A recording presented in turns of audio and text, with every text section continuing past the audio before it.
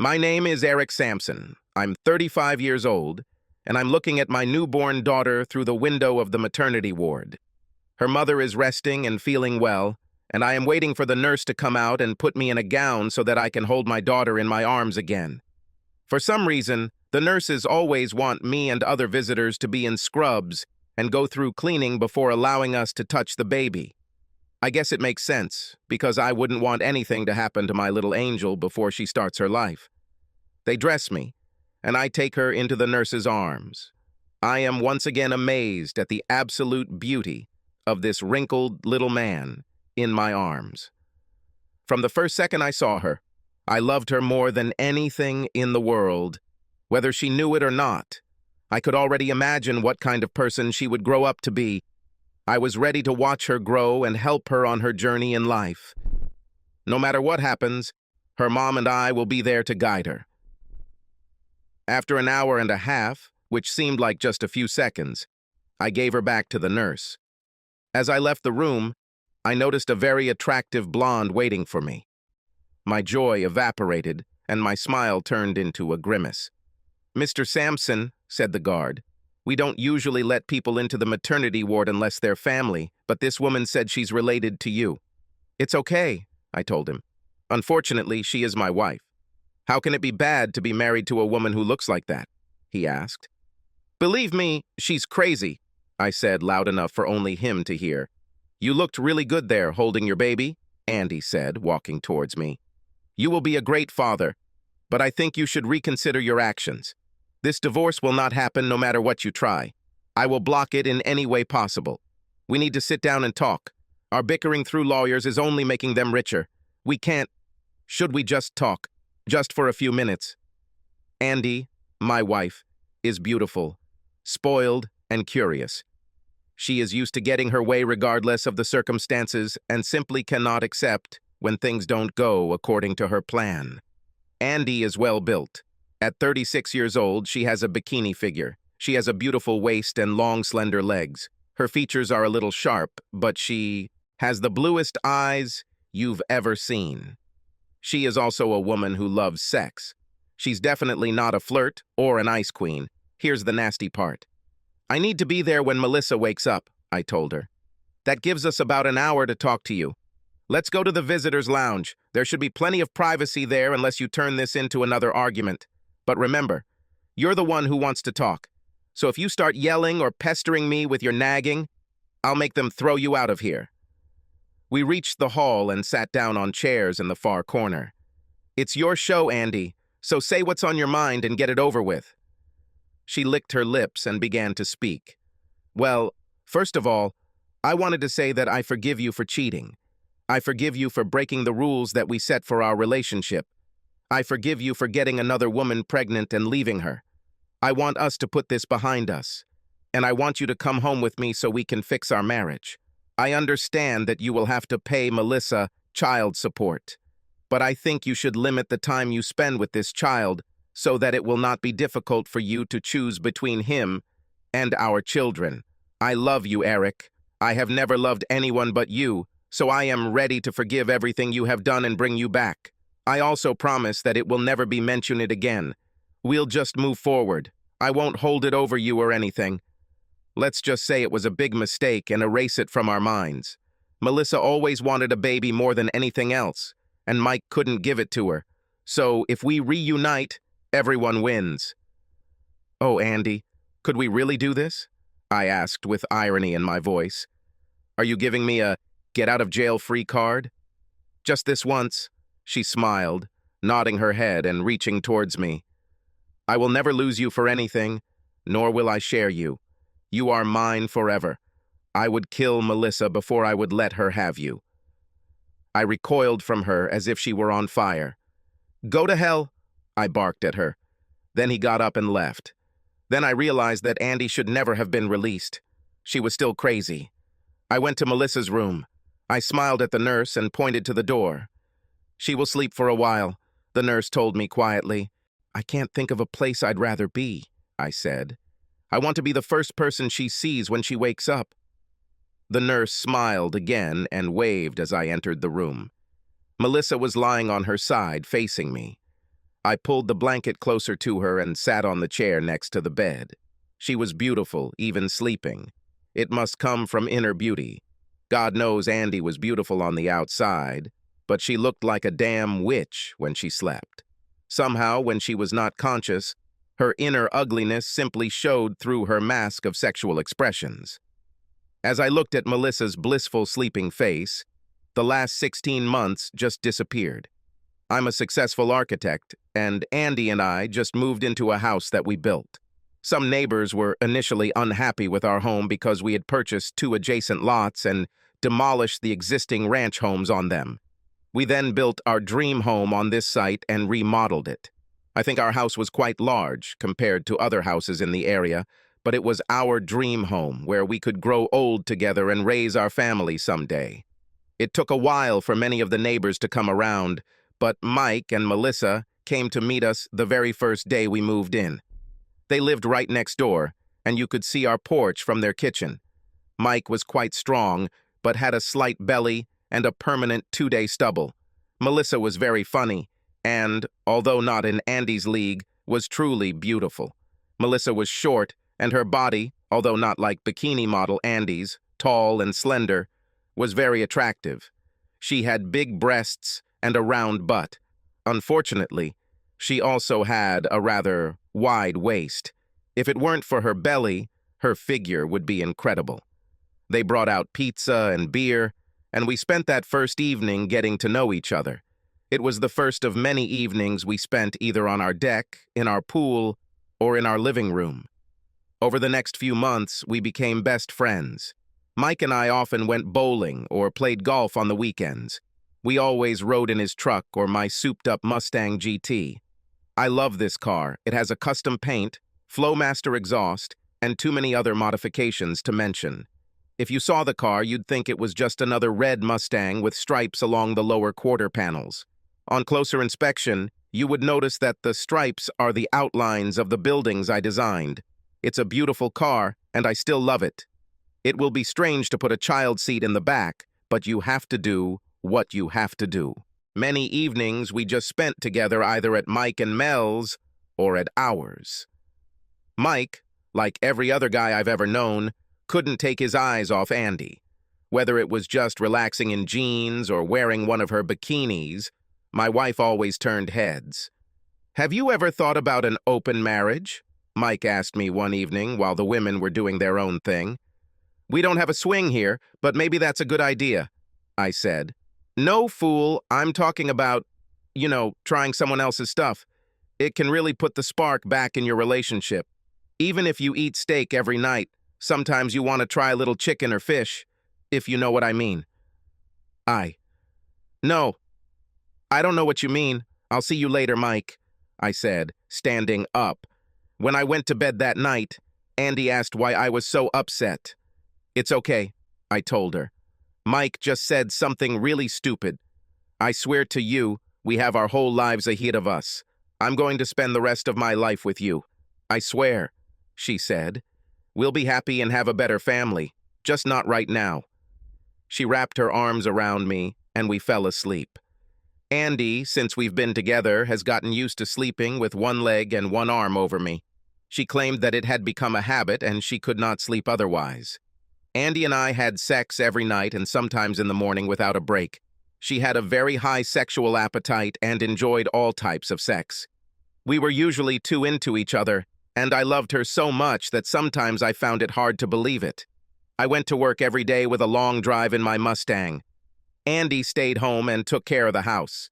Melissa and I often waved to each other as she drove off in her old Honda each morning. Mike was between jobs, so he stayed home. I was glad about this because it meant that in an emergency, Andy had someone who could get home faster than I could. A few weeks after our conversation about open marriage, it came up again. This time, Andy brought it up. "Eric," she said, "have you ever wanted to try another woman?" "Hell no," I snapped. "I love you and you are enough for me." "Well, I'm not saying I want you to just go out and sleep with some random woman. I'm just saying that maybe we should invite someone over," she said. "I am just curious." "Besides, we're almost there," she said. "Andy, what are you talking about?" I asked sharply. Haven't you noticed how the last couple of times Mike and Mel came over, you and I started making out, and Mike and Mel started making out too, she said. While we were doing this, Mike was looking at me, and I just thought, she hesitated. I wonder what? I snapped. Well, how would it be? She said quietly. Be more specific, I said sharply. Andy wasn't used to the harshness of my tone, and she moved away from me a little. I don't think she was ever afraid of me hurting her because God knows I'll die before I hit her, but she's just not used to me not giving her what she wants right away. Let me give you an example.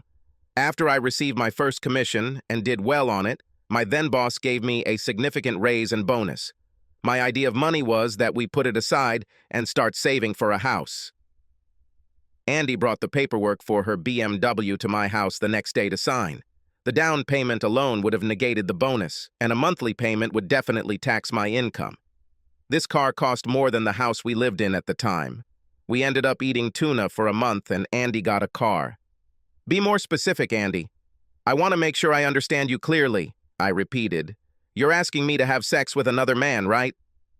Well, not the other man. Just Mike, she said quickly. No, I said sharply. Wait, I'm sorry this didn't turn out the way I wanted. Hell no, never in this life, I shouted as loud as I could. At that moment, for the first time since I met her, I could not look at my wife. I stood up, overturned the chair I was sitting on, and left the room. A few hours later, after I had gone for a run and cooled down, I walked into the kitchen and saw Andy sitting at the kitchen table munching on her dinner.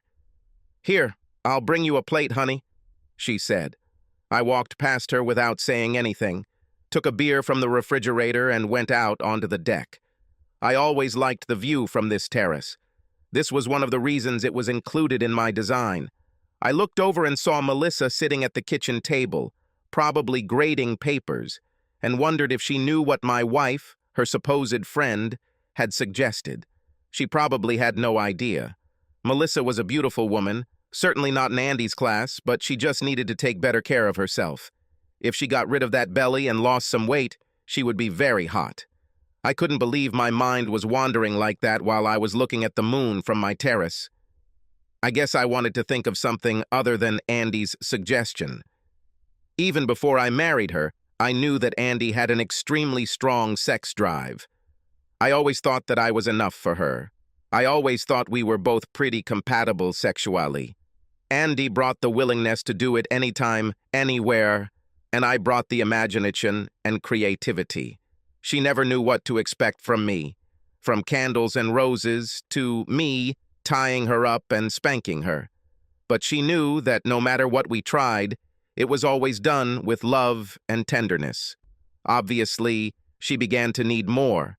I think she saw it as just one more little thing she could ask for and try to get her way. It seemed to me that this was much more serious. For me, this was the first sign that we were growing apart, and I loved her so much that it just broke my heart. It really is a beautiful night. It's warm, and that big old moon really lights everything up, she said behind me. Is there anyone here who would like to try skinny dipping in our pool with me? Or should we take this upstairs? She came up behind me and hugged me. Andy, let me go. I came out here to be alone, to think. But this is your house too. So if you want the porch, I'll go somewhere else, I said. I'll go sit by the pool. Is that far enough from you? She replied sharply. Not enough, I answered her, just as sharply. He stood up, walked back into the house, and grabbed his keys from the island in the kitchen. Before Andy could react, I was already out of the house and driving away. The rumble of my Mustang exhaust and roar of the V8 alerted the neighbors that I was on my way. I seemed to drive forever that night, and although it made me feel better, I knew it wouldn't solve my problem. I say my problem, because even though Andy was the one who ruined our marriage, it literally hurt me to do anything she didn't like. Over one stupid evening, I shouted at her, swore, and left her. I had never done even one of those things in our entire time together. Usually when we argued, Our script was different. We compromise, and I bend a little more, and a little more, until I either agree with her or she gets her way. Andy was my soul, so in a way, pleasing her also gave me pleasure. Andy's smile made me feel good inside, especially when I did something to trigger it. It was simply impossible to share it with anyone else, even temporarily. I was always paranoid about her loving me. I remember the first time we visited her family, I was jealous of the time she spent with her brother and sisters. I needed to have her all to myself. Her father even once told me that his usual warning to men dating his daughters was not necessary in my case. "Son," he said, "I call you son because I'm sure you'll eventually marry my daughter. She loves you and she'd be stupid to let you go. I usually tell guys that if they hurt my girls, I'll do it myself. I will find them and kill them, but in your case, I have a different warning. I know you love Andy, but remember you can tell her no sometimes. It will really make your relationship stronger in the end. If you continue in the same way, spirit, sooner or later she will ask you for something that you are not ready for without losing a part of your soul. By then, it will be too late, because she will get used to the fact that you do not give in on anything. You are a good person," he told me. "Andy needs this, but don't let her turn you into something you don't want to be." "I would never do anything to hurt her," I told him. "I'm not worried about you hurting her," he said. "You clearly love her too much for that. I'm more worried about her hurting you." The next morning, as I was leaving the house to go to work, Andy came out of our bedroom. She looked terrible. Her eyes were red and puffy, and she just didn't look right. "Where have you been?" she asked sharply. "You know I can't sleep without you." "I got back in about an hour," I answered calmly. "Just went for a drive to clear my head and think." "What were you supposed to be thinking about? Why didn't you come to bed?" she asked. "I slept in one of the guest rooms on the first floor," I said, and walked past her. I did virtually nothing at work that day. Andy called me twice on the way to work, and then started sending me text messages. The first thing my secretary Myrna told me when I walked into the office was that I needed to call Andy immediately. I didn't. And 10 minutes later, my cell phone rang. "What do you need, Andy?" I asked. "Whether you know it or not, my job is not just an extension of home. I have business here. That's why I'm here." "What is wrong with you?" she asked softly. "Do you not love me anymore?" "We'll talk when I get home. Please don't call me again today." I hung up and tried to start working, but I just couldn't concentrate.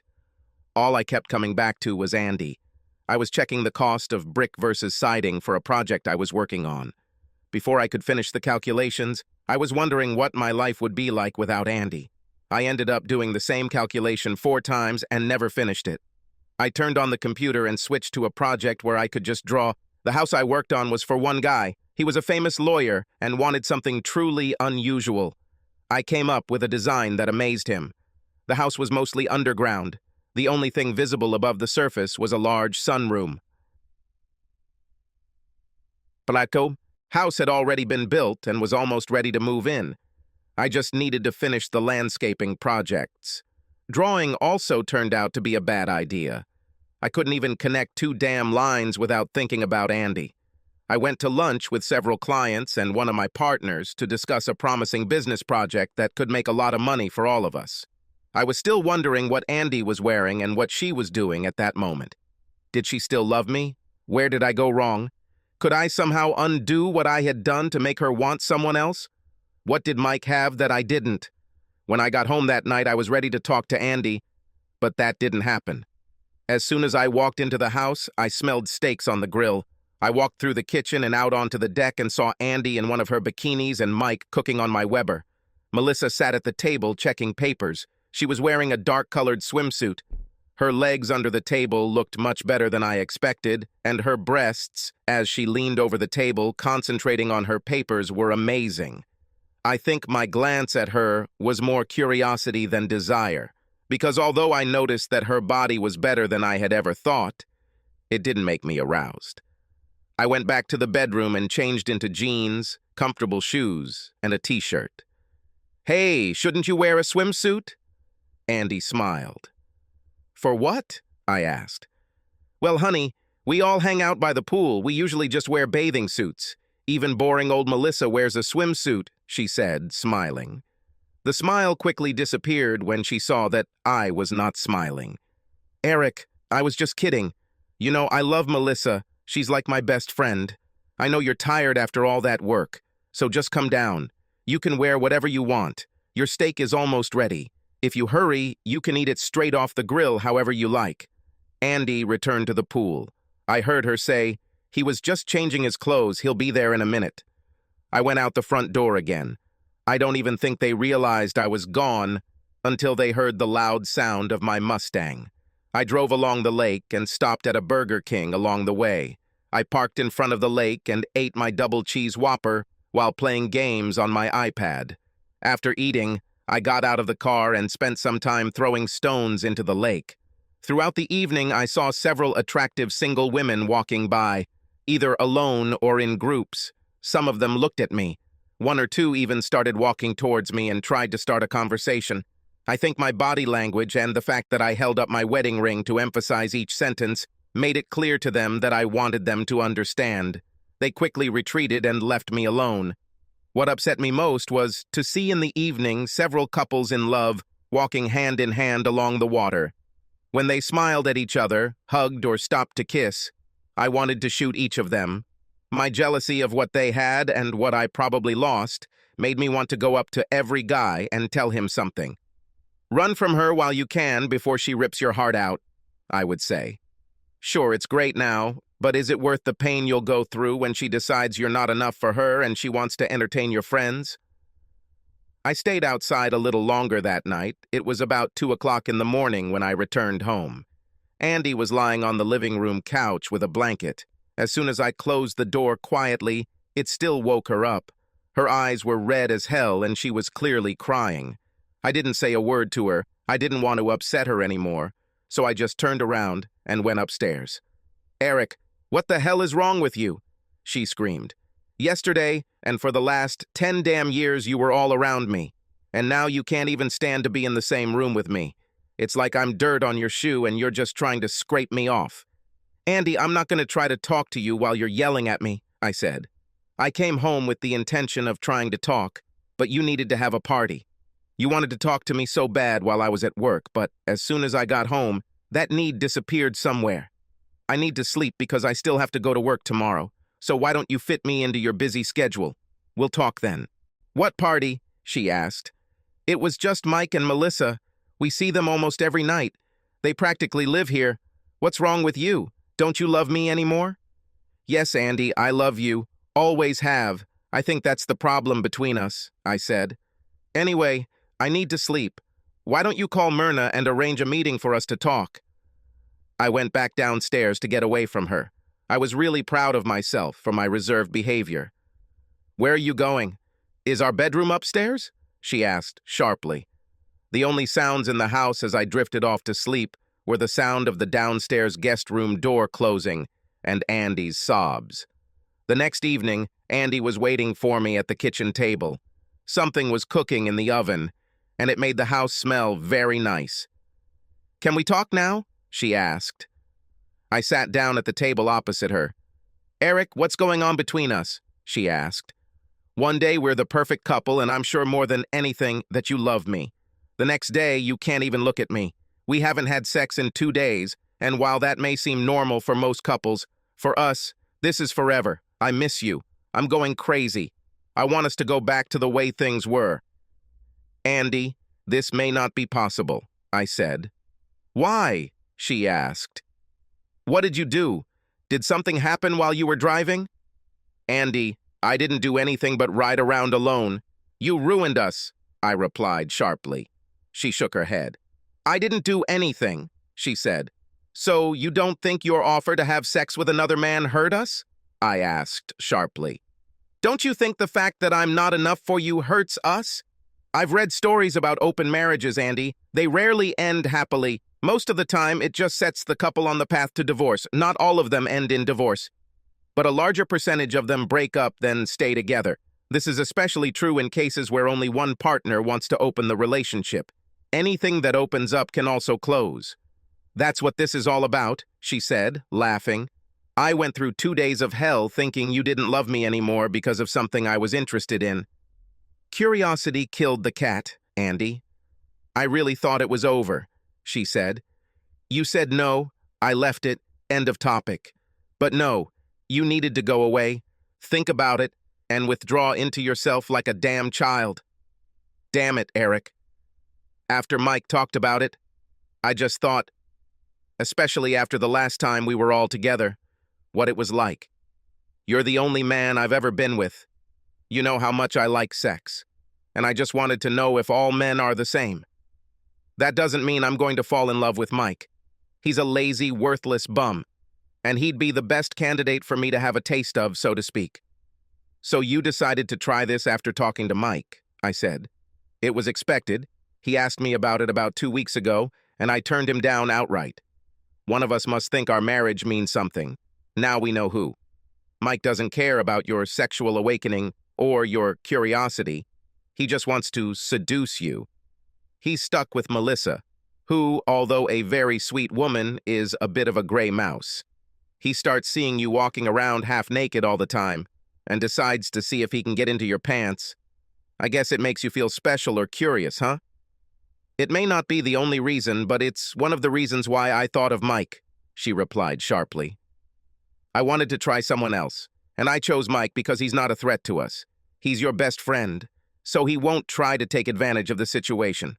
I don't like him, so I won't want him. That it'll only be this one time, and you'll be there. Maybe you can satisfy your curiosity with Melissa, and there's no chance I'll get pregnant from him. Oh, you made a list, I said. Eric, this isn't about us. I don't want to be with anyone but you for the rest of my life. I'm not going to fall in love with Mike and leave you. This isn't about not being enough for you. It's just sex. There's a big difference between love and sex. No, Andy, I said. I thought you loved me, she said. It looks like I was wrong. You're a complete zero. Oh, Andy, I love you. You say it so often, it's like a broken record. But when I need something from you, even a little unusual, you refuse. It will only be once. No, I said. That's so like you, she replied sharply. You're so selfish, always thinking only about what you want. My opinion doesn't matter. If not letting you have sex with someone else is being selfish, then I guess that's who I am, I told her. Andy, I really love you. I love you too much to ever want to share you with anyone else. That's what I mean by selfishness, she replied sharply. You just don't know how to share. We've been together for 10 years. We probably have sex at least 7 or 8 times a week, if not more. Since the day we got together, no one else has touched me. That's 7 or 8 times 52 weeks a year, which is about 400 times a year at a minimum. Multiply that by 10 years. We've had sex over 4,000 times, Eric. I was just asking for permission to let someone else do it once. If the only reason we're together is because no one else is having sex with me, it's really sad for our relationship. I said nothing. The conversation was over. You know, I could do this behind your back and not say anything, she said. I could have gone out, found some guy to satisfy my curiosity, and never would have told you. You would never have known. But I tried to be honest with you, and look where it got me. It's good to know that you trust me, Eric. What is that expression? Love without trust means nothing. I came to you and tried to talk about my feelings, and this is what I got. Thank you for nothing, Eric, but this is my body, so I accept this decision. Good night, Andy, I said. Wait, Eric, I don't want our conversation to end like this. We need to find some kind of solution, she said. I'm going for a run, I told her. Andy, you're a grown woman. Do what you need to do, but if you do, make sure you can handle the consequences of your actions, because this conversation may not be the only thing that ends up here. Where are you going? She screamed. We're not done yet. Maybe we're done already, I said. I changed my clothes and went out for a run. When I returned from my run, I was sweaty but feeling better. I stepped into the shower and turned on the water. I didn't notice Andy had joined me until I heard the door close. She ran her hands down my back. I moved away from her as far as I could. Andy, there are 3 bathrooms in this house. Find another one, I said, pushing her away from me. I took a shower while Andy sat there with a shocked look on her face. Then I got dressed. Are you ready to end our conversation? She asked. Our conversation is over, I said. See you later. If you walk out that door, I'll have sex with Mike, she said. Andy, you're going to do it anyway. You already decided that before we even started talking. I don't even know why you needed to tell me that, I said, looking at her. She lowered her eyes to the floor and could not meet my gaze. I wish you could understand what I'm going through and just let me do it. It doesn't mean anything, she said. If you do this, Andy, everything will change between us. I can't keep an eye on you all the time, so I hope your curiosity is worth our marriage. But like you said, it's your body and your decision, I said. Perhaps you are the one who refuses us because of your stubbornness, she said. The only response I gave was the loud sound of the door closing as I walked away. I returned home early that night and went to bed in the guest room, as I had done most of the week. Andy knocked on the door around midnight, saying she wanted to talk. I locked the door so she couldn't come in, and when I heard her, I pretended to be asleep. The next day, my world began to fall apart. I returned home at the usual time and noticed that instead of sitting in her kitchen grading papers, Melissa was sitting on her porch doing so. Hey, Mel, I called. She looked at me and looked terrible. She cried. I approached her to find out what was wrong, and I knew. I couldn't sit in the kitchen and watch them on your porch, she said through tears. I burst into the house and saw Mike getting ready to jump into my pool. Just as he jumped into the air, ready to plunge into the water, I punched him straight in the face as hard as I could. He fell into the water and spat out a mouthful of water. Get out of my house, I told him, and never come back again. Hey, buddy, calm down. It's over. She wanted it. She was the one who suggested it in the first place. She told me you were okay with it, so I took the chance. Who wouldn't? Don't make me ask you to leave again, I said. Next time I won't be so polite. I turned and saw Andy coming out of the house. She didn't hear anything that happened between Mike and me. She ran up to me, smiling. I told you it didn't mean anything, she said. Now that this is behind us, we can get back to normal life. I took out my iPhone and called a local taxi, giving them our address. The taxi should be here in 10 minutes. That's how long you have to get your things, I said. If you're here even a minute longer, I'll throw you outside in your bikini. Eric, what's going on? She asked. We're done, Andy. It's over. You can go to your parents, to a motel, or stay with Mike. I don't care. Just get out of my house, I yelled at her. Please, Eric, it's over. It won't happen again, she whined. You told me to do it last night. I knew you weren't happy, but you just told me to do it so I could get over it and we could get back to our lives. Andy, that may be what you heard, but that's not what I said. You were the one who said if I walked out the door, you'd sleep with Mike. I said you probably would. In any case, it was not me who told you to do this. Ever since this idea came up on the agenda, I have made it clear to you that I am against it. I also warned you that if this is what you need to do, then be prepared to face the consequences. These are your consequences. Now you have 6 minutes left to collect your things before the taxi arrives. I don't need a taxi, she said. I'll drive my BMW to my parents. When you pull your head out of your ass, that's where I'll be. Andy, the car is in my name. If you drive away in it, I'll report it stolen and your ass will be in jail by the end of the day, I said. She looked at my face and saw that I was serious, and ran into the house crying. A few minutes later, the taxi arrived. Hey, guy, did someone call a taxi from here? Asked the driver. I just nodded. Andy, your ride has arrived, I shouted. If he leaves without you, you'll have to walk. I gave the driver $100 and told him to take her anywhere. Andy walked out of the house, carrying a hastily packed overnight bag. You should have packed a lot more. You're not coming back, I told her. Please, Eric, we need to talk, she begged my retreating back. A few minutes after the taxi left, Andy started calling me. I turned off my phone and turned off calls on all phones in the house. I went out onto the veranda and sat down. As bad as I felt, there was someone who felt even worse. "Come here, Mel. Misery loves company," I said. "We'll go eat." She didn't say anything, just sat there. So I grabbed her hand, pulled her into the front seat of my Mustang, and drove off. We drove around until we found a decent restaurant. I ordered takeout for both of us, got in the car, and drove to the lake, where I usually went every evening.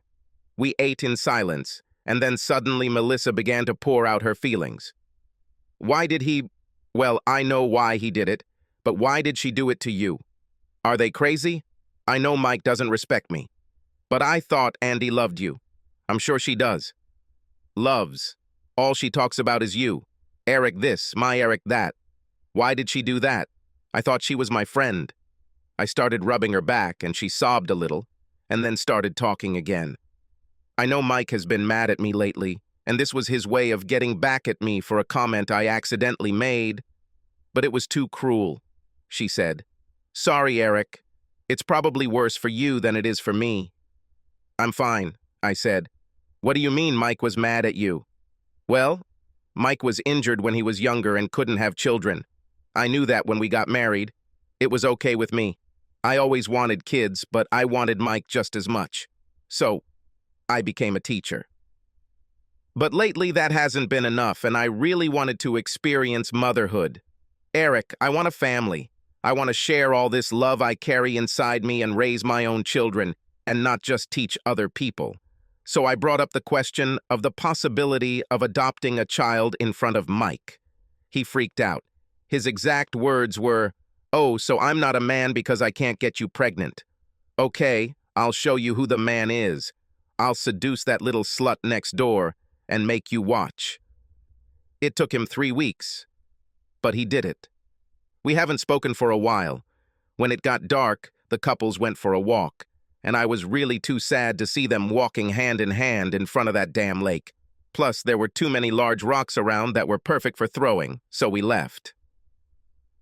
I returned home to an empty house. Melissa returned home to Mike. At first, I heard him yelling at her and her yelling back. After a while, the screaming stopped, and I saw her sitting at her kitchen table checking papers. The next morning, I went to work as usual. Myrna immediately handed me a stack of messages from Andy. I threw them all in the trash and told her not to forward any calls or messages from Andy to me. If she calls, just tell her that I don't accept calls or messages from her. I then gave her my iPhone and asked her to go to the AT&T store to change my phone number. Around 10 o'clock in the morning, I received a call from Robert Morgan, Andy's father. He was going to be in town in the morning and wanted to meet me for lunch. We met at the Texas Roadhouse at noon. I hadn't seen him for about 3 weeks, and at his age, that kind of stress could be dangerous to his health. "Hi, Eric," he said. "Let's get down to business. We both know why we're here. I warned you about this before your wedding. She might stay with us for a few days until you both cool down, but Martha and I want to stay out of it." "Well, when you and Martha kick her out, she can live with her sisters for a while, and then with her brother," I said. "I hope by then we will have settled the financial issues so that she can find her own place," I added quietly. "Eric, what are you talking about?" he asked. "In our state, a divorce takes at least 6 months to be finalized, but our lawyers will have to resolve all issues long before that," I said. "Between you and me, I'd rather pay her the whole amount at once so I don't have to pay child support every month or something like that. I just want to put an end to this issue and move on with my life. Eric, I still don't understand you. Andy said you had a disagreement and you yelled at her, so she decided to stay with us for a few days until you calmed down. Last night she cried like a baby and didn't eat anything. I know my daughter. When Andy is sure she's right, she's as cold as ice. But yesterday she cried. I know she did something that finally made you reach your breaking point. Did she buy another car? Last time she did this, you had no more than $50 a week to live on. She couldn't even go anywhere because you couldn't afford gas. I thought you were financially secure now. Robert, I don't think I should be the one to tell you what Andy did," I said. "It's not my place to discuss someone's actions." "Damn it, he said. She really set you up, didn't she? And the stupidest thing about it is that I can see in your eyes on the verge of tears that you still love her. Eric, I warned you about her once. But whatever she did, try to fix this. She loves you, and you clearly love her. You should be together, but don't back down. You might want to consider marriage counseling before going through with the divorce. I've heard you tell her more than once what you'd do for she's everything. Isn't she worth at least one chance to save your marriage? Andy has always been strong-willed. I raised her to be that way, he said. You know how you love to sit on that big old porch behind your house and look at the moon? Well, Andy used to crawl out of the window onto the roof and look at the moon when she was a little girl. I told her not to do that because she could have fallen off the roof and broken her neck. She did it anyway, so I scolded her and nailed her windows down. One day, when I was on a business trip and Martha was at a meeting at her sorority, Andy got out a hammer, pulled out all the nails out of the window, and crawled onto the roof. It had rained the day before and the tiles were still slippery. Andy fell off the roof and broke her arm. If it weren't for the bushes cushioning her fall, she would have fallen head first. Most likely, she would have broken her neck. After that, she never went on the roof again. Andy can learn, he said. But sometimes she needs to learn the hard way by losing something really important to her. Maybe being away from you for a while will solve that problem. I'll ask her what she did and get back to you. Over the next week or so, my life moved in two directions at once. I started spending time with Melissa. It seemed natural. She was very angry at Mike, and I really missed Andy. Melissa started running with me in the evenings. She also started using my gym. I think a lot of it had to do with her anger and frustration with Mike. We talked a lot about our problems. If Mike loved me or treated me half as well as you treat Andy, I would forgive him everything, she said. But in our case, this is the problem. Mike doesn't love me. Maybe he once did, but now I'm just an old shoe to him. I go to work every day, bring money, while he's been out of work for 4 years. When I get home, I have to cook and clean before I can grade my work. I'm tired of being invisible, and this was the last straw. I didn't tell anyone about it, but he cheated on me before. Andy knew I was dead set against it from the start, I said. This time she just went too far. Eric, we're friends, so 2 things, she told me. First of all, every time someone mentions her name, you almost start crying because you love her so much and being away from her is killing you. Secondly, you've been together for 10 damn years, and this is her first mistake. For the sake of your own sanity, give her another chance. At least talk to her before you give up on her. The easy way is to just walk away without trying to fix the situation. I only wish this was Mike's first screw-up so I can forgive him, but it happened too many times. The next day, Andy showed up at my office. Security guards were warned not to let her into the building, so she sat outside and cried until someone called the police. The police came to the building and asked me to go down to her so that she wouldn't do anything bad to herself or anyone else. The first officer said, "No," I said. "Have a good day." "Sir, the conversation is not over," the policeman said. He was clearly angry at my frivolous attitude and wanted to prove something. "What if we arrest you for non-cooperation and put you in the same cell as your beautiful wife?" "Then you'll have to talk to her, sir," he said. "What if I snap my fingers?" I said, looking him straight in the eye. What's in it, sir?" he asked. "When I snap my fingers, one of my assistants will call my lawyer. He'll be at the station before we get there. By the time you get me into the building for your bogus investigation, you'll be suspended, and I'll be suing the city for more than anything you'll earn in your entire career. To avoid any further trouble, let's discuss this in my office so I can explain to you what's really going on here," I told him. When we walked into the office, I asked him if he was married. He said he was married. I asked him what he would do if his wife asked him about sleeping with his best friend. He said he would never tolerate this. "That's exactly what she did," I told him. "I told her I wouldn't stand for it, but she did it anyway. I called her a taxi and sent her to her parents while we sorted out the divorce. She can't reach me at home, so now she's harassing me at work. I'm a partner here, and we own the building. I have the right to deny entry to anyone who might cause a scene or disrupt my work. I treated this woman like a queen, and this is how she answered me. I told him, I never want to see her again. I never hurt her, hit her, or even yelled at her. Don't I have the right to be left alone in my own place of work? Sir, you should file for a restraining order, he said. We were not aware of the circumstances when we arrived. Thank you for the clarification. We will not bother you anymore.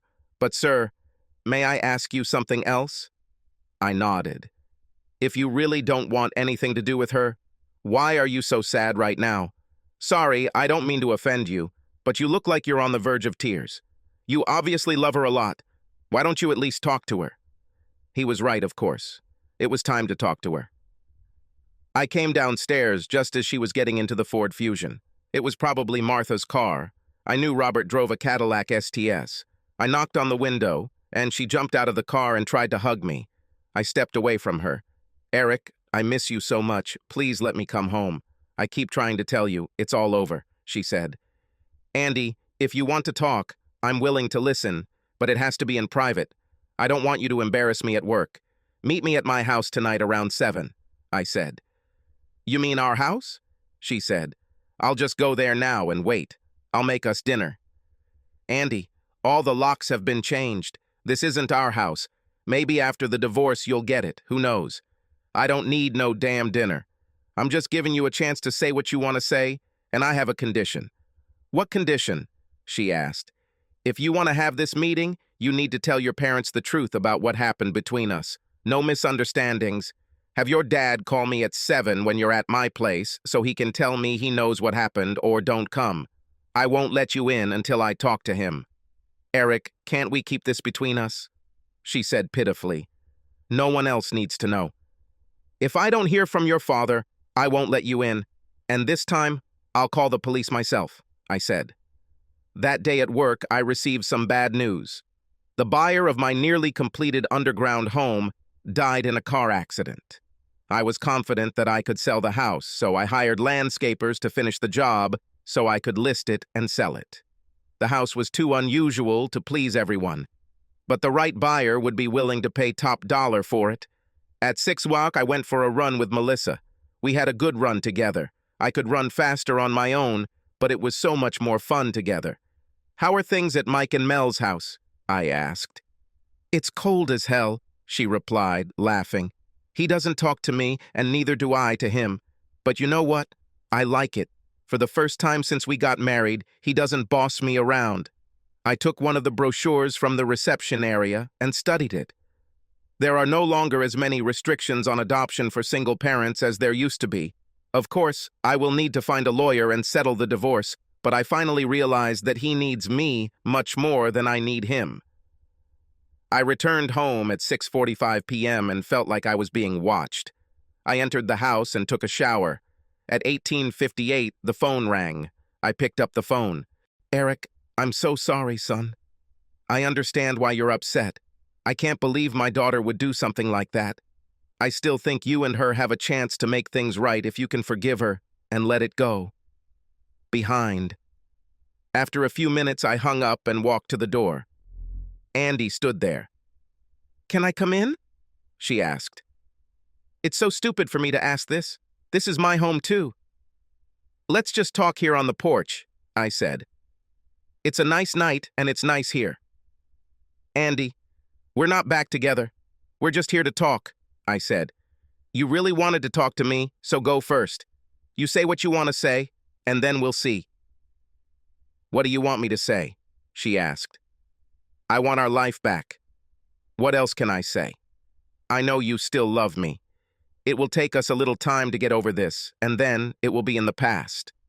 We've been separated for 2 weeks. You've called me hundreds of times, sent your father to talk to me, harassed me at work, lied to your parents about the reasons for our separation, and that's all you have to say? I became increasingly frustrated.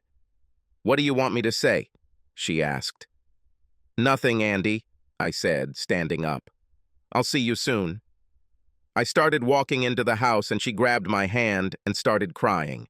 She tried to make me turn around, but I didn't let her turn me around. She walked around in front of me and noticed that I was crying too. Tears flowed from my eyes, rolling down my cheeks and leaving small drops on the tiles of the porch. "What do I need to say to fix this?" she shouted. Suddenly, I couldn't stand it. I pushed her away from me harder than ever. I'm really lucky she didn't fall off the porch, otherwise I probably would have gone to jail for assault. "How about 2 damn words, Andy?" I shouted. "First, I'm sorry. Have you ever said that you regret all of this? Are you sorry for betraying our marriage vows? Are you even sorry for what you did to us? Are you sorry for hurting me? You know, you really ripped my heart out. How about you ruined a marriage that probably would have lasted forever? I guess you don't know that word, right? You know what? Now I see how stupid I've been all this time, and that brings me to the second word, love. You see, since we've been together, Andy, it's never been about our mutual love. It's always been about how much I love you. I should have just fallen on my face and worshipped Andy's great goddess. Well, to hell with you, Andy. Wait a minute. Mike already did that. That's why we're here." I entered the house and slammed the door. I left her there on the porch crying. After about 20 minutes, she rang the doorbell. I looked through the peephole and opened the door slightly. "Andy, I'm done talking to you. Get yourself a lawyer. You'll need one." "Sorry," she said. "I love you and I don't want to lose you. I don't want to live the rest of my life without you. This isn't how it was supposed to end." I went out onto the porch to listen to her. "Eric, I'm curious about a lot of things. As a kid, I stuck a pin in an electrical socket to see what would happen. Now I wanted to know what it would be like to have sex with someone else. I found out. It wasn't like that. It wasn't anything at all. It wasn't nearly as good as ours. It was a mistake, but you exaggerated it. It doesn't mean I cheated on you, and I don't think it's a violation of our marriage vows. I told you I was going to do it. I wanted you to be there, but you refused. I wanted it to be exciting and fun, but it was boring. And because of this, I have to lose my house, car, marriage, husband, and happiness? It's just not. It seems fair." "Andy, I told you about the consequences," I said. "You just didn't listen. You never listen. Everything should always be the way you want. We didn't really have a marriage. It was meant to be something new for us to bring into the bedroom and try every now and then," she said. "You'd try women and bring home new tricks, and so would I. I don't want us to get bored of each other," she said. "Andy, I've never wanted anyone but you. Only now you've ruined that because I don't even want you anymore." I snapped back. She looked like I had hit her. "After 10 years, I made one mistake, and that's it. Please give me another chance. I will do whatever you want. We will go to counseling as my father suggested. You can do whatever you want to take revenge or make yourself feel better. Whatever it is, I will do it. I promise. It won't happen again. Aren't we worth another chance? You always said you'd do anything for me. I'm begging you, just give me a chance. Let me make this one mistake. I swear you won't regret it." She looked at me, and she knew that she had won me over. "You can come back tomorrow," I told her. "But you really need to find a therapist for our consultations." Her smile could melt a glacier, and she rushed towards me. I stepped away from her and raised my hands. "We're not ready for this yet," I said seriously. "See you tomorrow." The next evening, as I finished my run, Melissa pointed to the porch. "Here is your wife," she said. "I'm sorry if I don't come talk to her. I know that sooner or later I will have to, but tonight is not that night." "See you tomorrow, Mel," I said. "Are you sure this is a good idea?" she asked. "Why not? We're friends now, best friends actually, because of our shared experiences." I smiled. "Well, I just thought that maybe Andy wanted to spend more time with you," she said softly. "Then she should learn to run," I said. "Mal, you and I have nothing in common with Andy and I. I learned a lot about her through this incident, and I want things to work out between us, but I'm not sure I can do it. Some things can be overcome, but some become insurmountable obstacles. In this case, only I can make this decision, and I don't have an answer yet. I loved her so much that every day of her absence was torture for me. I don't know if I agreed to this because, was it the right decision, or just to stop the pain? When it gets closer to me, my skin breaks out in goosebumps. I'm just not sure we can fix it." "You're not sure you can fix what?" Andy asked. "Hi, Melissa," she said coolly. Andy came closer to me and tried to take my hand. I pushed her away and said, "I'm not sure we can get back together." "I'm confident enough for both of us that you don't have to," she smiled. "Just watch. Everything will be better than it was before. I promise. Nothing will come between us again."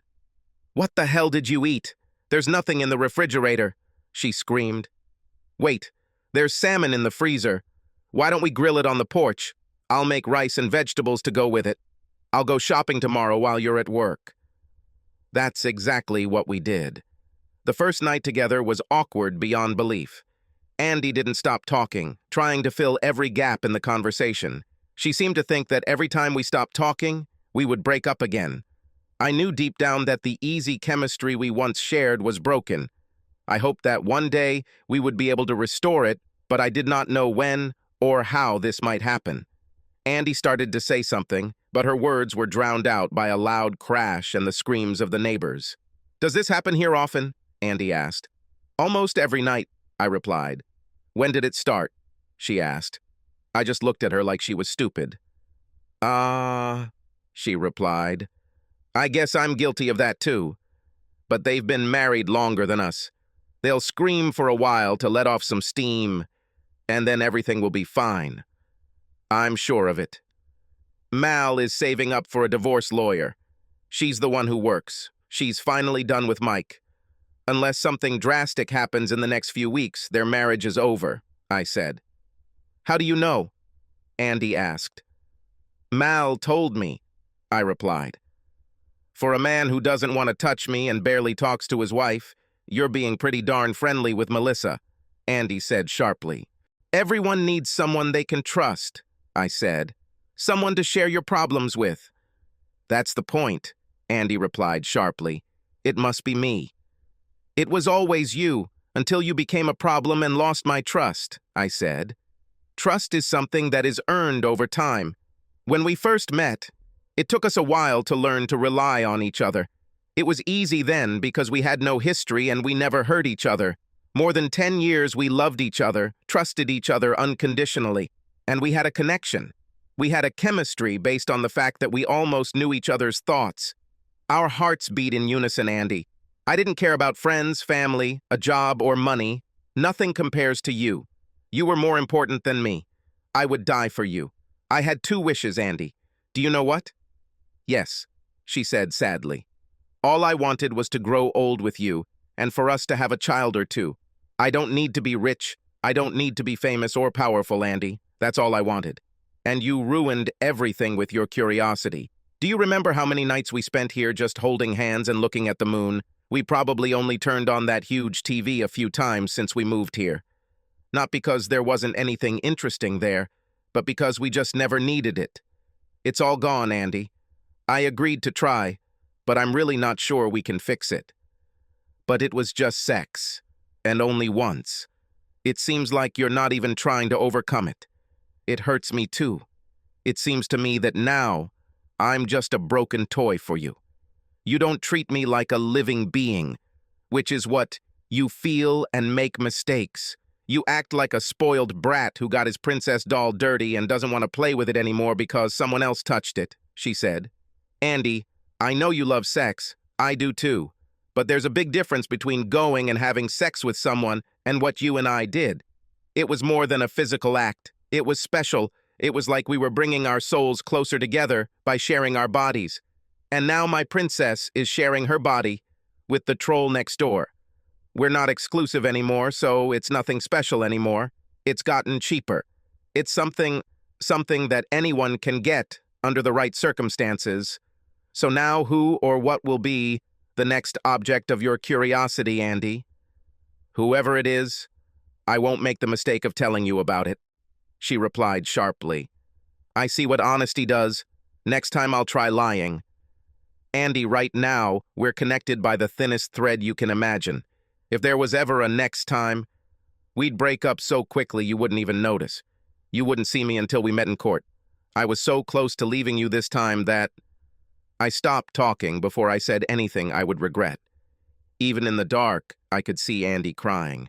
I realized that I had allowed my anger to cause me to say things that I shouldn't have said. "Good night, Andy," I said. "I'm sorry for what I said. I shouldn't have said that.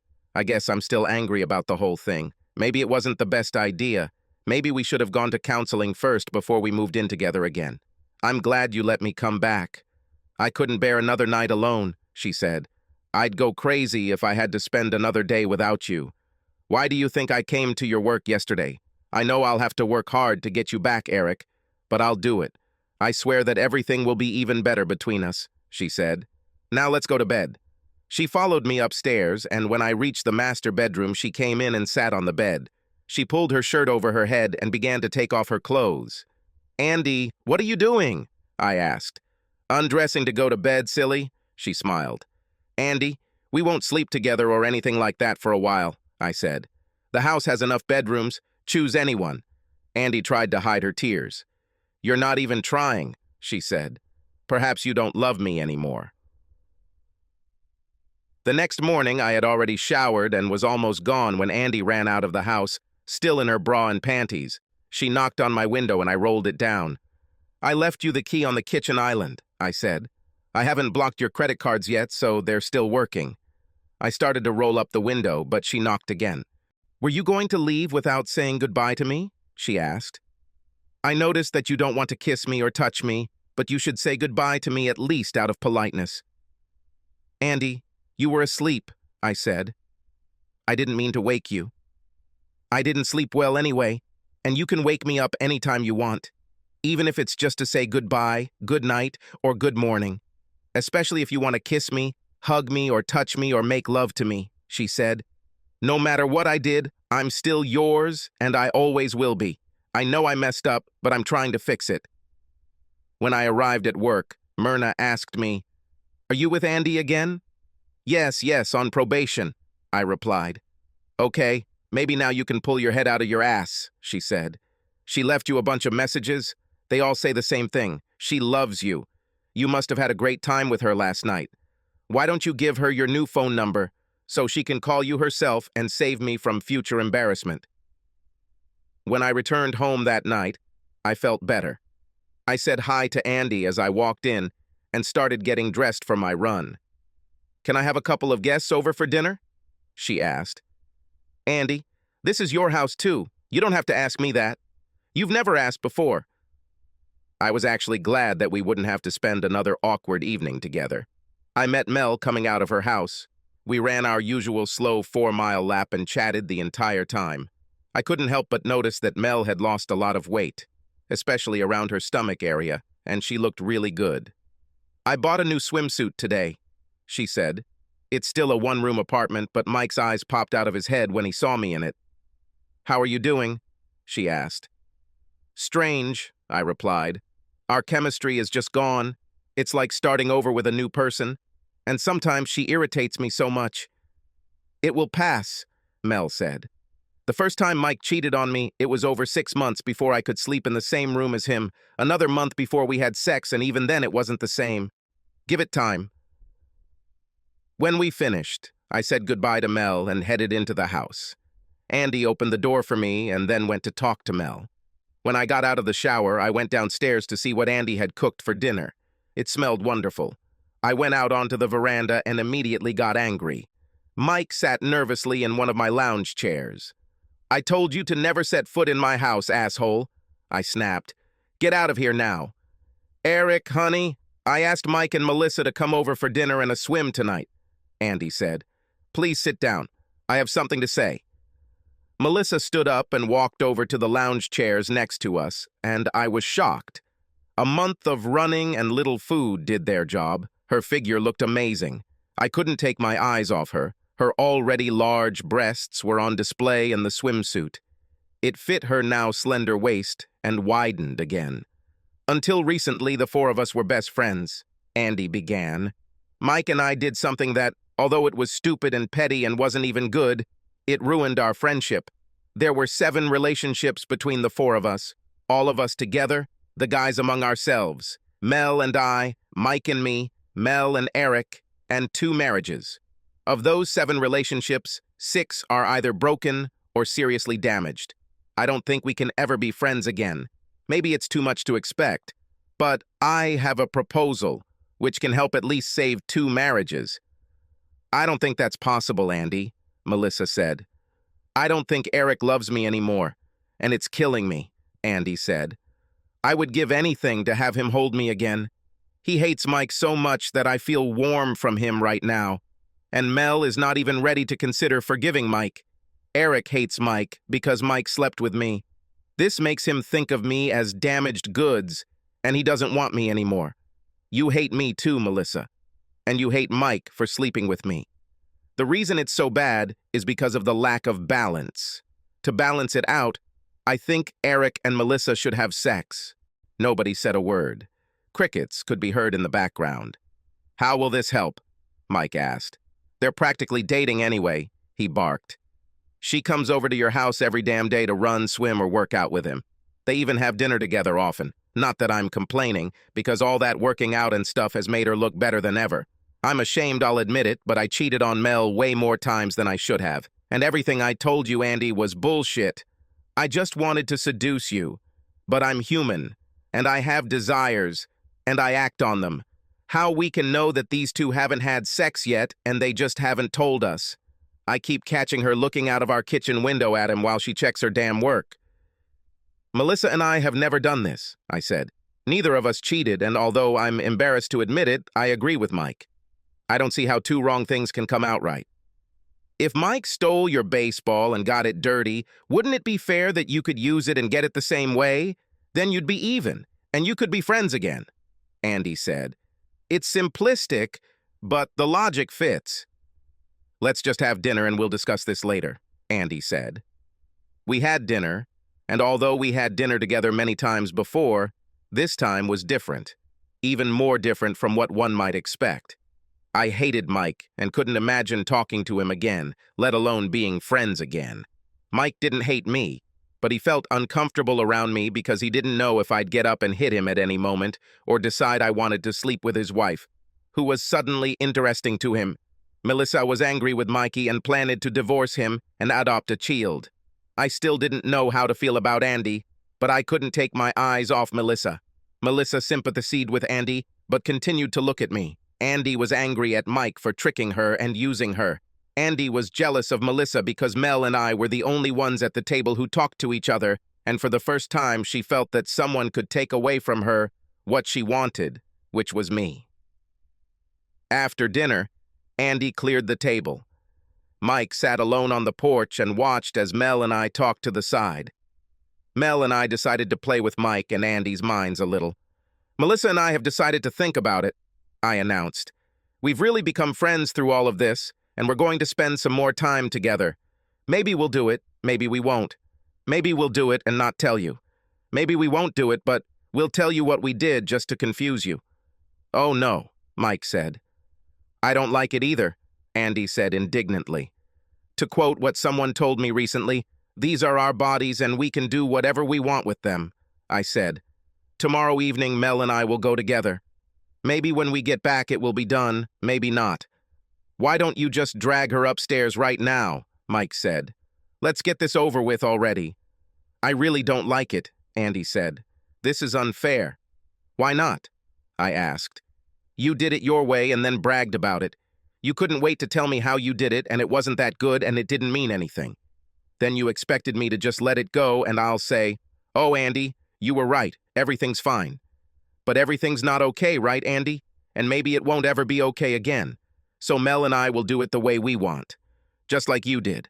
Only this time, the deceived will sit at home suffering, I said. But there's a difference here, Andy said.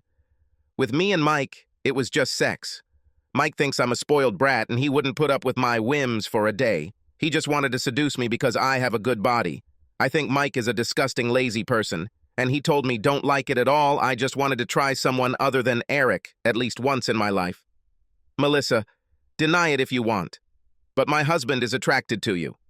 I'm not just talking about sex. You're attracted to Eric. And he couldn't take his eyes off your breasts, your ass, or your face all damn night. There's a real danger. that you'll enjoy this too much, so I agree with Mike. You two should just get on with it now and get it over with, or forget about the whole thing. I've been through too much trying to get my husband back so I can just give him to you." Melissa and I looked at each other and moved closer to each other, then hugged as Andy looked in horror and tears appeared in the corners of her eyes. I have to admit, she really felt amazing, like we were made for each other. Then we brought our faces close, pushed away from each other, and shook hands. "See you tomorrow, Mel," I said. "Don't forget, we're aiming for 5 miles." I took the beer from the table and headed upstairs. "Well, I need to check the papers," Mel said as she headed to her house. Mike and Andy just stood there with their mouths open. After a while, Andy knocked on the door of my room. "Can we talk?" she asked. "Probably," I replied. She entered the room wearing a robe that covered everything. This was the first time. She was clearly crying again. "I'll find you an escort," she said. "What are you talking about now, Andy?" I asked. "It's only right that you two could sleep with someone else to make up for what I did, but I don't want it to be Melissa," she said. "I still don't know what you're talking about," I said to Andy. "There's something going on between you and Melissa. You may not see it. She may not see it, but believe me, it's there, and it scares me. Eric, all my life, I've been that beautiful girl. I always knew that I can have any guy I want. I've never worried about losing a guy to someone else. It's hard for me to admit it, but until tonight, I never took Melissa seriously. I mean, she was always on the verge of being beautiful, but she is shorter and plumper than I. She has big breasts, but I have everything else, and her belly has always turned me off. But now my marriage is falling apart, and the stress and worry about what I could lose has taken a toll on me. I don't look my best. And Melissa somehow lost weight and got toned. I have to admit that she looked really good in that damn swimsuit tonight. And you noticed it? Mike is really angry, and he doesn't want you anywhere near her. You spend too much time together. I'm really afraid that because of your anger towards me and your so-called friendship, I might lose you," she said. "I realize now that I was quite selfish in our marriage and took you for granted, but that's over. It won't happen again, I promise. I know I have no right to ask for favors, but I'm begging you for this. If you need your revenge sex, I'll find you anyone, a model, an athlete. I'll even try to contact my sister if you want. Anyone except Melissa," she said. I started laughing, and the sheet slid down a little, exposing my chest and upper abdomen. Andy looked and I heard her sigh quietly, and then I suddenly wondered what she does for sex. A month had already passed since the incident, and Andy needed sex every day at least. "I'm serious, Eric," she said. "I know you better than anyone in the world, and until tonight, I've never seen you look at anyone but me like that. And when Melissa hugged you in your little pantomime greeting, her eyes almost rolled back in pleasure as you touched. But that's not the main thing, right?" "What's the main thing, Andy?" I asked sharply. "Are you afraid of not being in control? You can go and choose the biggest creep we know, who also happened to be my best friend, and sleep with him on our veranda in broad daylight. But you want to choose who I'm with. I'll sleep with you to make sure it's not someone threatening you. Is that the problem?" "No, Eric," she said. "That's not a problem. The problem is that for me, there is a difference between love and sex. I could have sex with 3 guys tonight, and you would still be the only man I love. I can share it. You can't.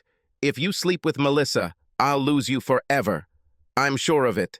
Eventually, my curiosity will wear off, and you and I will get settled, and everything will be great again, and we'll have everything we want. But if you and Melissa get laid, things will never be the same. Eric, I know I shouldn't ask you to do this, but can I sleep with you tonight? I know you still think I'm spoiled, so I know you don't want to have sex with me, but it's been so long. It's been a while since I slept well, feeling safe and warm." "Okay, Andy," I heard myself say. She threw off her robe and there was nothing underneath. Then she climbed into bed with me. Over the next few minutes, she slowly moved closer to me until we were almost touching. I felt one of her legs gently touch mine and then slowly begin to crawl over my legs. "Andy, Just stop fidgeting and get comfortable, I snapped. Are you sure you want me to be comfortable? She asked quietly. I said, didn't I? It came out much harsher than I intended, but somehow the tone didn't seem to matter. Okay, Andy said. I could hear the happiness in her voice. The next thing I knew, she had thrown one of her long legs over mine and her left arm was wrapped around me. That's much better, Andy purred. I haven't felt this way in so long. This is how cozy I should be. Are you sure there's nothing you want to say or do before we fall asleep? I thought about a lot of things at that moment. Turning over and getting his girl back was the main thought. I was about to say something and my shoulder touched her chest. Oh, Andy exclaimed. Sorry, it was an accident, I muttered. Don't be sorry, Andy said. It didn't bother me. That was the problem, I realized. I don't think she cared who slept with her as long as she got sex. I rolled over in the opposite direction, facing away from her and not touching her. Sorry, I don't feel comfortable sleeping on my back, I said sharply. Good night, Andy. As I was falling asleep, I heard her sobbing quietly. I was sorry for how our relationship turned out. I also felt guilty because she was clearly trying to fix our relationship, and I was quite indifferent to this. My thoughts said, let's wait and see. If it works, good. If not, we tried. The next morning, I was woken up by a dream in which Melissa and I had sex. This shocked me because I had never actually experienced sexual fantasies about Melissa until that moment. In a second, I realized what was happening and grabbed Andy by the shoulders, pushing her away from me. What the hell is wrong with you, Andy? I shouted at her. I just missed you so much, she cried. And you needed it too. I was asleep, Andy. I didn't understand what was happening. My mind was going back to a time before all this, when there was only love between us, when it didn't come to that. We were so happy then, and in my dream it was just like the old days. Good times, I lied through my teeth, but saying I dreamed about sex with Melissa would only make things worse.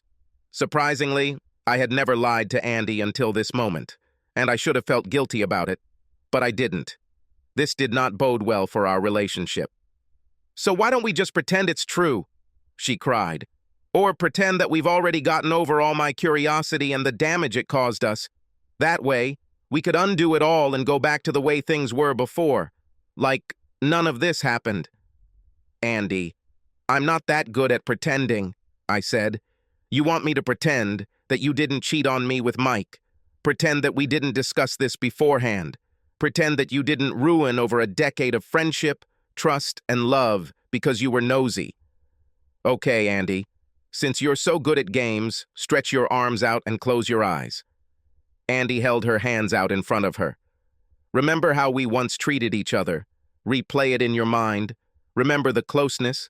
Imagine how much I loved you, that I could not bear to be apart from you. I was ready to do anything for you. I would bite my hand to get to you. Having sex with you was the best thing in the world. Every inch of your body was a treasure to me. I always felt that if you died, even if it wasn't from illness or old age, even if it was something stupid like an accident, I would have died soon after. I was simply unable to live without you. Can you feel it, Andy? I chuckled. Put all these feelings in one hand. Even in the dark, I could see Andy's smile. Now, let's talk about the other hand, I began. Have you noticed the distance between us now? Have you noticed that I no longer run around the house looking for you because I can't stand being away from you anymore? Sometimes I pray that you would go out to see someone, but then I wonder who you're visiting and if you slept with him. Every time you accidentally touch me, I have to take about 100 showers before I feel clean again. At this point, if you were in an accident, I don't know if I'd be upset or not. In some ways, I know you're trying to save our marriage, Andy. But I can't help but feel like maybe it would be better if we just let him die. If we broke up, it would have hurt me for a while, but I was almost ready for it. I'm not sure it would have hurt you because you were so happy to risk him sleeping with Mike. I don't trust you anymore, and I'm not sure I ever can again. Melissa says it will take time, but I don't think we can ever go back to the way it was, and I wonder if it's any better. Should I look for something similar with someone else, than settle for a pale shadow of this with you. In short, we're like broken glass, Andy. All the water flows out of the hole. Only it's not the water that flows out, but my love for you. If we don't find a way to plug the leak, it will all go away." Andy's smile disappeared, and she began to cry again. "Compare these two sets of feelings, Andy," I said sharply. "Which one do you like best?" "First," she said quietly, "this is what I so desperately want back. I will do anything to get it back. And despite what you think, we will get it back. It may take a while and a lot of work, but I promise you, when this is all over, we'll get back there, and we'll be stronger." Something about what she just said made my alarm bells ring, but I ignored it. "So, Andy, think about how that other hand feels right now," I said. "I don't want to," she said. "I don't like it. I hate it. But you need to really realize this, Andy. This is really important for both of us," I said seriously. "But why? It's terrible, and I don't feel like you love me," she exclaimed. "Because, Andy, that's what you wanted to know all along," I said. "Now you know." I went to the shower and started getting ready for work, leaving Andy in bed, sobbing. I didn't like being so hard on her, but nothing seemed to get through to her. Some of the things she said filled me with anxiety and uncertainty. She said, "When this is all over." And in another conversation, she said, "When my curiosity completely dries up." She also told me that next time she wouldn't be so forthcoming. I will not tell you. Over the next few weeks, things gradually improved between Andy and I. We went back to being able to be in the same room with her, and we even spent time together sitting on the deck after dinner. Mel would sometimes join us, which always made Andy jealous, but I could tell she was trying not to say anything. She didn't like that Mel and I still spent a lot of time together. "Have you slept with her yet?" Andy suddenly asked me one evening. She was really angry because she saw me hugging Mel after one of our runs. We had just completed our first 10 miles and were just two friends congratulating each other on a big achievement. But Andy's jealousy got out of control. "If I had done that, you probably wouldn't be here anymore," I replied. Andy burst into tears and ran away. Later, she came out on deck. "Sorry," she said. "Sometimes it just hurts. I've been back in our house for almost 3 months and things are better between us, I can feel it, but you still won't even touch me, let alone have sex. But then I see you hugging her, and I know it's just a friendly hug for you, but if you saw the way you look into each other's eyes and hug, you'd understand why I want to choke that bitch." "Now you know why Mike and I will never be friends again," I said. "The difference is that I only hugged Mal. In public, with all my clothes on, you let Mike seduce you." "Yes, I allowed it," she answered sharply. "I allowed it, and now I'm forever spoiled. And the only man I love, the one who promised to love me forever, doesn't even touch me. Do you know why I hate Melissa so much now? It's not just because you're friends, it's because I would literally die for you to hug me the way you just hugged her. You communicate so easily with her. You feel so confident and comfortable with each other. Mike and I are not like that, and as you keep reminding, he seduced me. He and I had sex, and it didn't make us as close as you and Melissa. But in your mind, love and sex are connected. Where is the connection between Mike and me? We hate each other now because we had sex, and it cost us happiness. Eric, if I let someone drive your precious Mustang, you'd be furious. Let's say it was one of our neighbors who really wanted to know what it was like to drive it, so I let him ride it. Around the block one time. Less than a mile, so your odometer won't even change. He didn't damage the car, and you wouldn't even know about it unless you got home and saw him pull into the yard. How would you react to that? I know you'd be mad at me, of course, but let's not talk about your feelings for me. Let's talk about how you would feel about your precious damn car." She could see how angry I was just thinking about it, because we both knew that I probably would have killed him, cut his body into small pieces, and buried him all over the country. Nobody touched my Mustang. You would probably wash the car 2 or 3 times, inside and out, condition the leather with some of your Armor all-leather cleaner. Even though it was only sitting in the driver's seat, you would treat all the seats and the interior. You would treat the driver's seat 2, maybe 3 times. You'd go over the steering wheel and everything else it touched at least 3 times. You'd be furious. It would probably take a couple of days, maybe even a week, although I doubt it. But then you'd drive that car again, wouldn't you? You couldn't help yourself. You love that car, so even if someone else desecrates your precious car, you'd drive it again. You'd never have the keys to it again, and if I didn't drive it, I'd reprogram the garage door so no one could even get near it, but I'd probably drive it again, I admitted. So why the hell don't you drive me, she exclaimed. I keep telling you that there was nothing special about it. I didn't even like it. I was just curious. I've taken hundreds of showers since then, but you still haven't even kissed me, and it's been 3 months. Not to mention about kissing. You told me a couple of weeks ago that having sex with me was the most wonderful thing you could think of. If only you could go back to driving again. Why can't we go back to having sex? A hug like that. What you just gave Melissa would at least give me hope, Eric. I should have known it was all about this, I said slowly. How about tonight? I said, smiling as I pulled out my iPhone. Are you going to hug me tonight? She asked hopefully. I thought you wanted to be ridden, I smiled.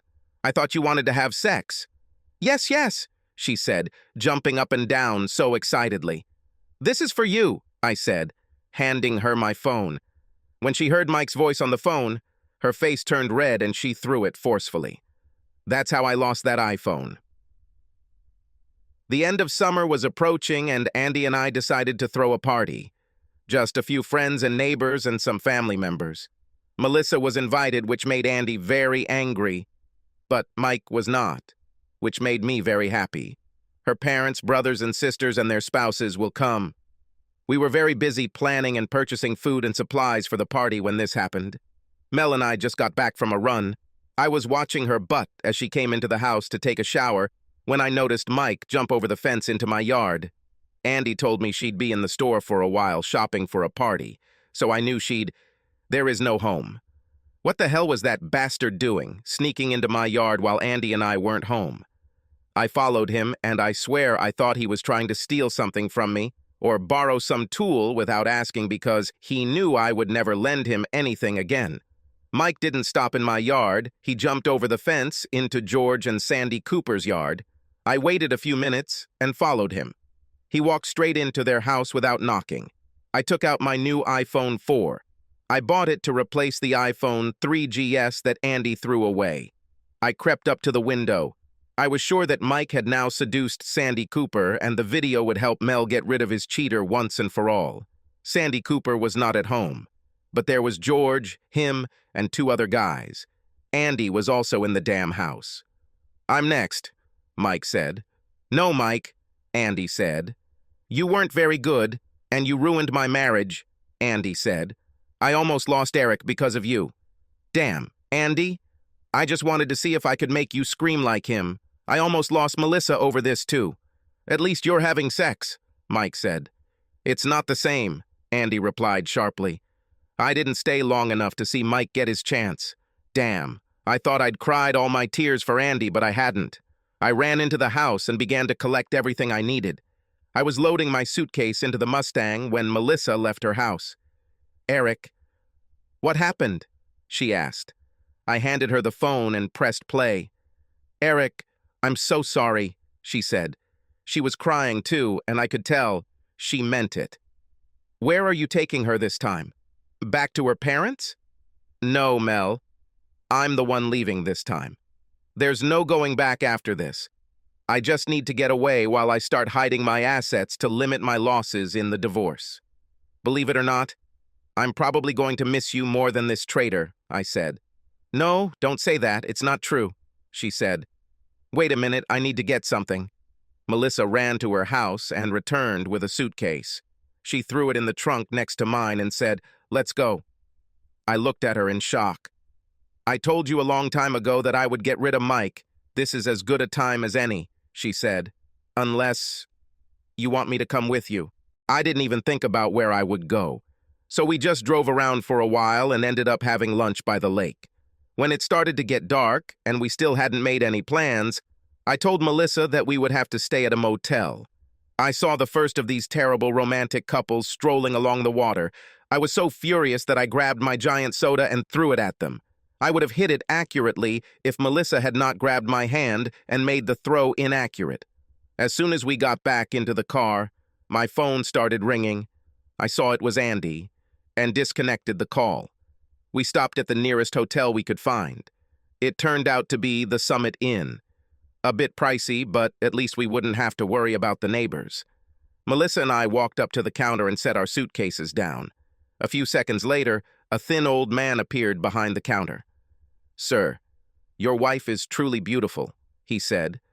I looked at him weird and said, "My wife is a cheating blonde. She's the ugliest bitch I can think of because of that." "Her hair isn't blonde," he said, confused. Suddenly, I realized that he was talking about Melissa. I smiled and said, "Yes, you're right. She's really beautiful. She's the most beautiful woman I know." "We need 2 numbers," I said. "1," Melissa said. "Neither of us should be alone tonight." "Oh boy, we're in trouble," she said, as we entered the room. "There's only 1 bed here." Melissa started laughing. "Eric, whether you know it or not, you are my best friend. I trust you completely. We'll be okay no matter what happens, but we need to talk." I didn't know whether to run away from the room or not. Every time a woman says, "We need to talk," or something like that, it's always damn serious. Before we started our conversation, Melissa's phone rang. "I'm curious what this asshole has to say," she said. Honestly, I didn't think he would even notice that I was gone. "Oh boy," she suddenly said. "What?" I asked. "Wrong asshole," she replied. She put her phone on speaker and raised a finger to her lips, signaling for me to listen but not speak. I nodded my head. "Hello, Andy," Melissa said. "Melissa, I hate to bother you, but can you come over here? I really need to talk to someone right now," Andy said. "Andy, I'm not home right now. I'm back at work, so I can't come. Can I wait until tomorrow?" Melissa said with a smile. "Besides, you and I aren't exactly friends, so are you sure I'm the right person for you to talk to? Mal, I'm so sorry for what I did to you and Mike. I'll do anything to make it right. I'll give you anything you want, just tell me. You're the person I need to talk to the most," Andy said. "Why is that?" "Andy," Mel asked. "Because you know more than I do right now what Eric is thinking or where he might be headed. Melissa, Eric just left. I don't know where he is or when he'll be back. Last time we fought and he kicked me out, there was a reason for it. As you know, I did something terrible. But this time I have no idea why he just left," Andy complained. Melissa and I tried our best not to laugh. "We were slowly getting closer again," Andy said sadly. "It was very hard for me, but I tried my best because I love him very much. We even planned a party together for the day after tomorrow. I went out shopping while you were running. I talked to Mike and he said that you and Eric, let's go for a run as usual. Mike's really jealous about this, you know. Anyway, he said he heard you come home. So, I guess you went back to work then. Where did Eric go?" she complained. "Andy, it's only 9:30. Maybe he just went out for a drive. Eric used to go out and drive every night, remember? It always seemed so stupid to me," Mel said. "Why? He likes to drive this car. I always thought that after me, this car is his favorite thing on this earth. Now I am sure that this car is more important to him than me," Andy said. "I didn't say it was stupid to go out for a drive, Andy. I said you were stupid," Mal said. "Eric is a truly wonderful guy. He loves you so much. Do you know how lucky you are? Most women would die to be loved the way he loves you. When we were friends, you kept telling me how wonderful you are to spend time together. Why risk it for my lazy husband?" "That's what's stupid," Mel said. "I've been dreaming lately of being in your shoes," Andy said. "I got really jealous a few weeks ago after listening to him talk about how wonderful you were. I saw him hugging you and I just wanted to kill you, Melissa. I will never let anyone come between us. In any case, I did something very stupid and I regret it, but I'll have to deal with it later. I hope you're right." His car drove away, so maybe he really just went for a ride.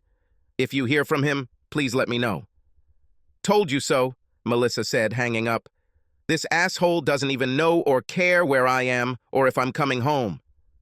I hugged Melissa to comfort her. After a few minutes, she calmed down. "Why don't you take a shower first while I make some calls?" she said.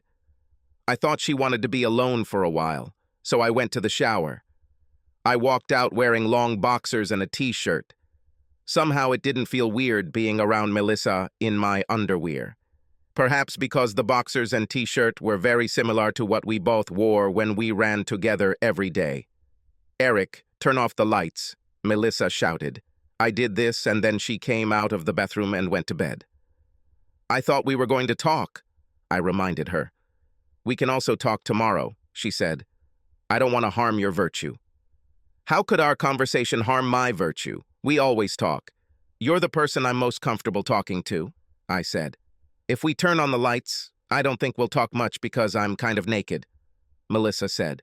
"Even though our spouses gave us permission to do this, I'm not sure it's a good idea. But I realized what I want from Andy is for all my grievances to disappear." Before I could ask what it was, Melissa told me she would never tell. It was as if she read my thoughts. This was how Andy and I used to communicate. This was what I missed. At some point during the night, the inevitable displacement occurred. For some reason, people in beds operate on the same principles as magnets.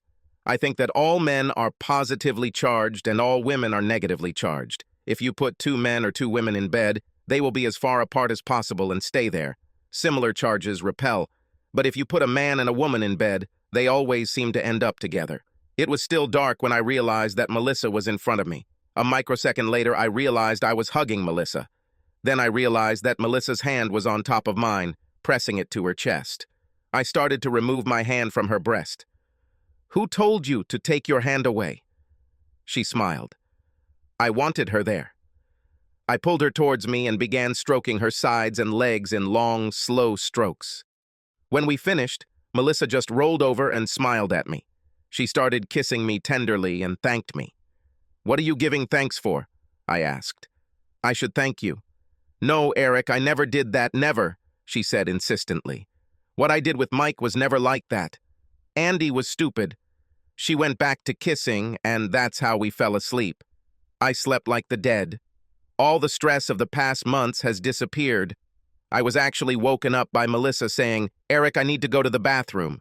I noticed that unlike when I slept with Andy, this time I was hugging Melissa.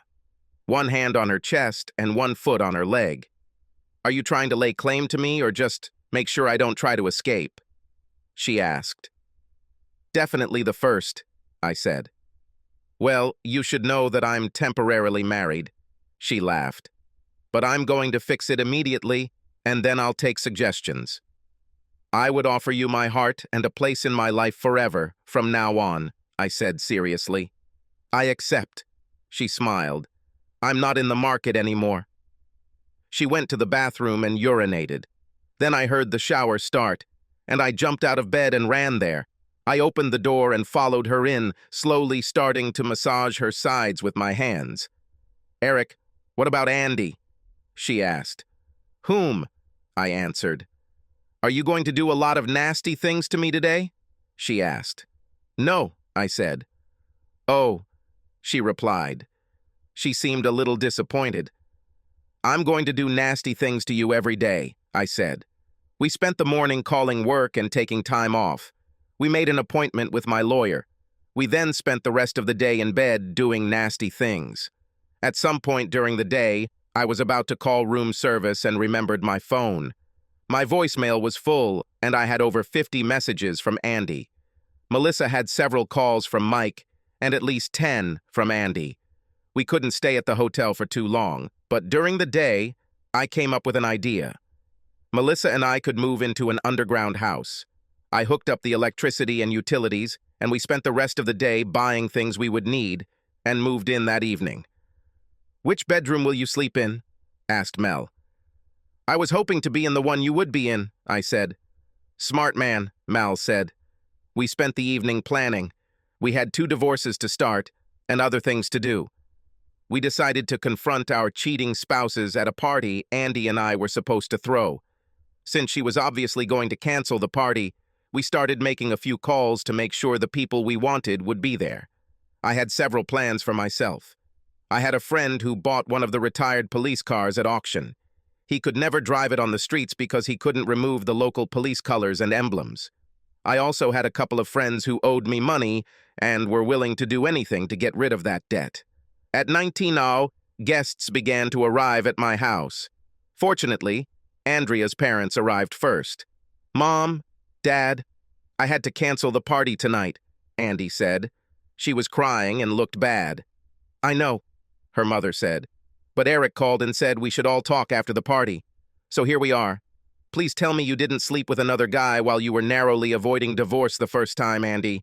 You couldn't be that stupid, couldn't you?" Andy looked away from her mother. Sandy Cooper arrived next, but without George. "He's on his way," she said. When Andy learned that Eric had also invited the Coopers, she wondered why. Mike arrived a few minutes later, looking puzzled. He looked around and finally asked Andy where Melissa was. Sally Stevens and her husband Kurt, and brother Andy and his wife were the next to arrive. Tom and Esther Jenkins called and said they would be late. Esther really wanted to come, but Tom seemed to hesitate. There was another couple, no one recognized, who claimed to have been invited by Eric, but they didn't arrive until almost 8 p.m. Sandy couldn't figure out where George was or what took him so long to arrive. George was in hell.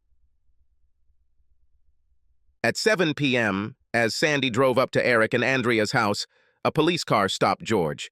He was forced out of the car and handcuffed from behind. He was then put in the back of a police car and driven around while asking questions. George was sure it was a mistake in personality. George couldn't see his watch with his hands behind his back, but he could see it was starting to get dark. He knew Sandy would be worried. He asked to call his wife. Officers told him he would receive his phone call after he was arrested and charged. "He hasn't been arrested yet, just detained, so sit still." George looked at the clock on the police car and saw that it was almost 8:15 p.m. He would have sworn he had only been in the car for 20 minutes or so. What George didn't realize was that every time he turned his back, the officers would advance the clock on the panel by 15 minutes. Finally, they drove out to a deserted place and waited. When the clock on the panel showed 20:55, the radio hissed, and one of the officers began talking into it. "How did you catch him?" the officer shouted. "We've got this motherfucker right here in the back of our brigade police car." George wondered what was going on. "Okay, kid, you were right. It's a mistake in personality. Sorry for ruining your evening." As the officer removed George's handcuffs, he seemed to be stalling for time. In fact, he was resetting the time on George's watch to match the time on the police car's dashboard, 9:05 p.m. "You are free, sir," the officer said. "How am I free?" said George. "You drove me far from my neighborhood, detained me for 2 hours, and now you're just going to leave me here?" "Sorry, sir. We are not allowed to carry civilians in a police car unless they are part of an investigation or crime," the cop said, as he and his partner drove away. "Hey, there's a gas station over there. Call someone to come pick you up. Have a good evening, sir." George was sure he heard the policeman laugh as they drove away. George looked at his watch. Damn. It was after 21 sa. As George began to walk toward the gas station, a masked man emerged from behind an abandoned store. He walked towards George. "Hey, buddy, I don't have any money or even a wallet," George said. The man didn't speak. He just walked up to George and wordlessly punched him in the face so hard that George was stunned. He stepped back and tried to raise his arms while he waited for his balance to stabilize. "What the hell?" said George. The man simply hit George again, even harder. George tried to speak, but his jaw hurt. He looked up just in time to receive another blow. This third blow knocked George off his feet. George thought the fight was over, and he lost. This was the first time he had been hit in the face so hard, but George was wrong. The fight was just beginning. He didn't know how long it took before someone found him and called an ambulance, but it seemed like an eternity. Although George was deceived into thinking that his beating began at 9 p.m., in fact, it was only 8 p.m.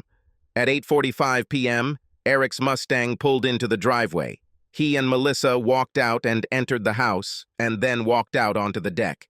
He saw his mother-in-law and father-in-law, as well as several neighbors. He greeted his wife's family warmly and hugged Sandy Cooper. He nodded to the mysterious couple. Mike walked over to talk to Melissa, but she brushed him off and followed Eric. Finally, Andy came down and saw Eric. She rushed to him and tried to hug him, but he pushed her away. "Eric, I forgive you for just leaving me, although I'm not sure why you did that," she said.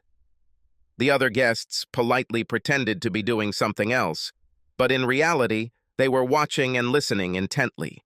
"Wait, you didn't go off alone to think. You were with Melissa, weren't you?" she said. "But why? We were just starting to make progress. I was starting to feel like you loved me a little again, and that we had a chance to overcome our problems." She fell to the floor and started crying. Eric started clapping his hands. "Can you all come here for a minute?" he said. Melissa started clapping her hands too. "Everybody clap for Andy," Eric said. "It was the best acting performance in history.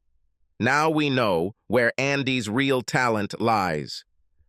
I think everyone here knows that Andy and I were having problems in our marriage. I recently kicked her out of the house for a while. Andy told me that she was curious about what it would be like to have sex with another man," Eric said.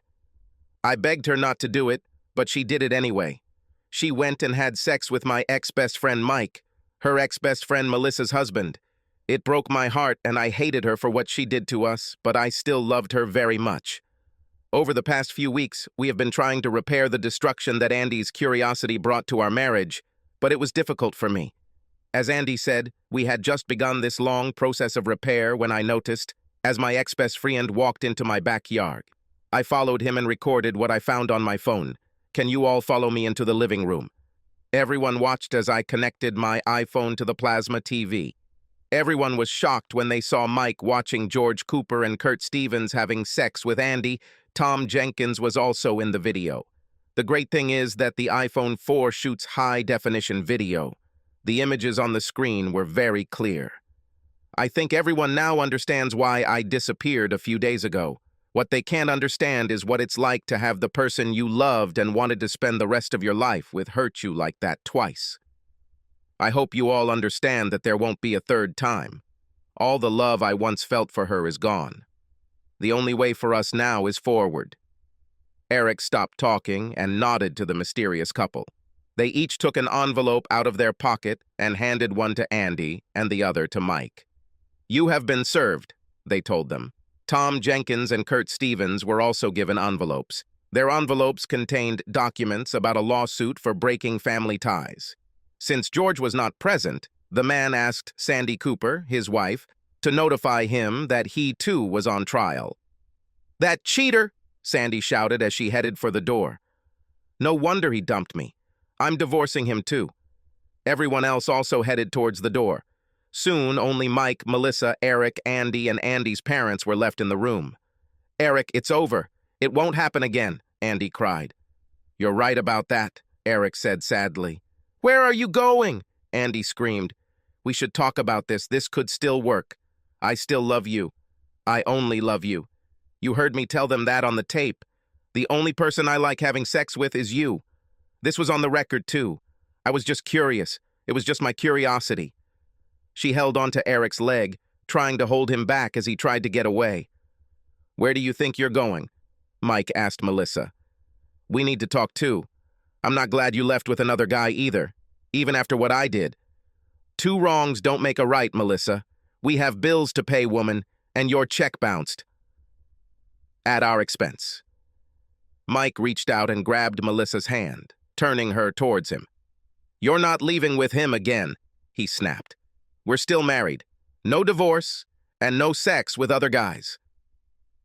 Eric didn't even slow down. He just turned around and hit Mike. Then he put his arm around Melissa's shoulders and led her out of the room. Melissa turned around as they reached the door. "You don't have to worry about me having sex with other guys, Mike. I would never do that.